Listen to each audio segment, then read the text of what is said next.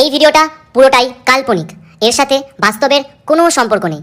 দয়া করে কেউ পার্সোনাল নেবেন না। এটি পুরোটাই এন্টারটেইনমেন্টের জন্য বানানো হয়েছে। বাচ্চারা ভিডিওটা দেখবে না কিন্তু, আর বয়স্করা ভিডিওটা থেকে দূরে থাকবেন।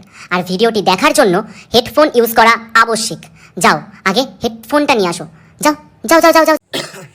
বলছি কামালদা, কিছুদিন আগে আপনি কোথা থেকে মারধর খেয়ে এসছেন, সেই গল্পটা যদি বলতেন। মার খাওয়ার গল্প তুই শুনবি? বলো শুনি। তাহলে বলি শোন। আমি খুব ভালো ছবি তুলতাম। আচ্ছা, ফটোগ্রাফার ছিল? হ্যাঁ হ্যাঁ, মোটামুটি অনেক জায়গায় কাজ করেছি। আচ্ছা। আর আমি যাত্রার কাজে ছবি তুলতে যাই না, যে সে বললে যাই না। তো একবার গিয়েছিলাম এক জায়গায়, ছবি তুলে দিস। কন্ট্রাক্ট ছিল 2000 টাকায়, 1 টাকা তো দেয়নি। আচ্ছা, ভদ্র মেরেস। ফটোগ্রাফার আপনি, এই ছবি তুলে দেওয়ার পরে মাকে চলে আসছে। আমি ভুল করিনি তো, ওরা ভুলভাল দাঁড়াচ্ছে।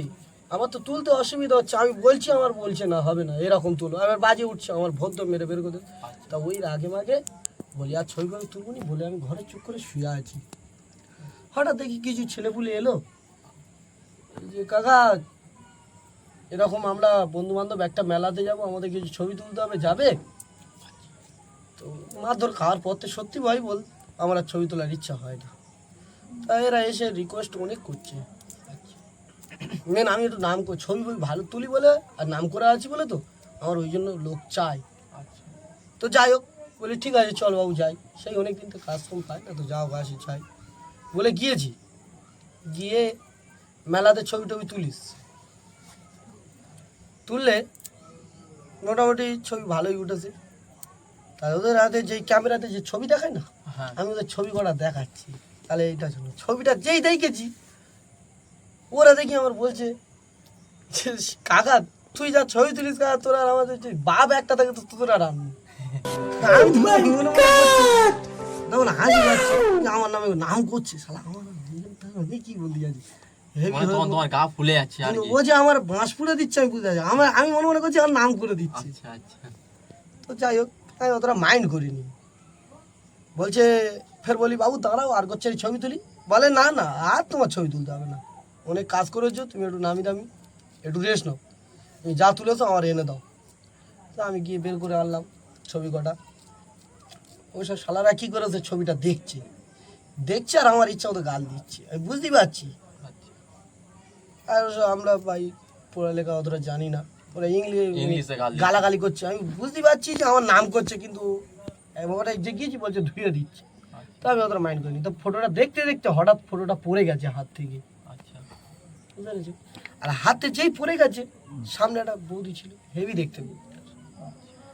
মনে মনে হচ্ছে যে শালা আমি যদি একটু জন হতাম, মানে ওইটা যদি আমার হতো খুব ভালো। কিন্তু ফের যেই ওখানে ছবিটা দেখতে দেখতে হঠাৎ বৌদিটার পায়ের তলায় পড়ে গেছে ছবিটা। হ্যাঁ, আচ্ছা। যেই পড়ে গেছে তো ওরা আমার বলছে যে কাকা ছবিটা তুলে দাও।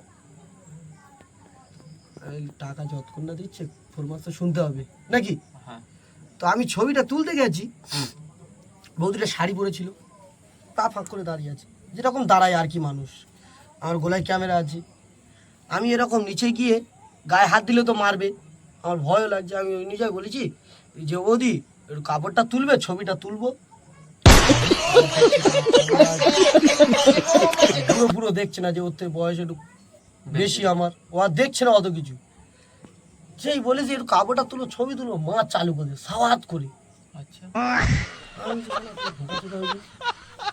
কি হলো কি করেছি, আর মারছে। মনে মনে ভাবছি, আমি কিছু বলতে পারছি না, বললে জানি ফের।